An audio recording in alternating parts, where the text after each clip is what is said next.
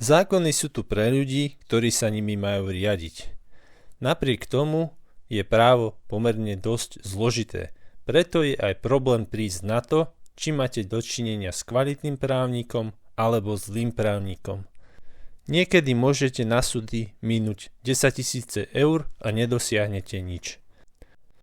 V tejto časti podcastu si teda povieme pár vecí, ktoré by vám mali signalizovať, že váš právnik nie je dostatočne odborne zdatný. Prvým takýmto signálom je napríklad to, keď právnik iba po krátkom oboznámení s vašim prípadom už vie, čo treba urobiť. Právo je zložité a väčšinou treba prípad poriadne preštudovať a určiť najvhodnejšiu stratégiu. Ak teda právnik hneď hovorí, že treba podať nejakú žalobu alebo trestné oznámenie, pravdepodobne nemá veľmi strategické myslenie. Druhým znamením, ktoré by nám mohlo signalizovať, že právnik nemá veľké praktické skúsenosti, je to, ak vám povie, že váš prípad isto vyhrá.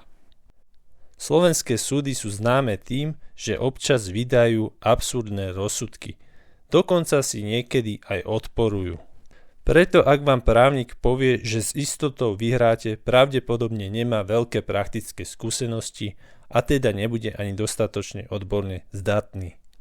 Ďalším znamením nekvalitného právnika je to, ak vám povie svoj názor, ale nevie ho vyargumentovať. Právo je síce zložité, ale vo svojej podstate vychádza zo sedliackého rozumu a zo základných princípov spravodlivosti. Preto aj zložité právne problémy by kvalitný právnik mal vedieť vysvetliť aj obyčajnému človeku. Je ľahké povedať, že niekto je hlupák, alebo že rozsudok je absurdný, alebo že nejaké konanie je neakceptovateľné. Ťažšie je to však odôvodniť. No a posledným znakom nekvalitného právnika je to, ak nemá stratégiu. Vie vám teda povedať, čo idete urobiť v nasledujúcom kroku, ale nevie vám vysvetliť, ako sa dopracujete k riešeniu vášho problému. Správny právnik sa vás na začiatku najprv spýta, čo chcete dosiahnuť. Či sa chcete napríklad uzmieriť so susedom, alebo chcete vymôcť výživné pre svoje deti, alebo čokoľvek iné. A až na základe toho určí stratégiu. Vyhrať nejaký čiastkový spor často nič nerieši. Veľakrát sú to len zbytočne minuté peniaze.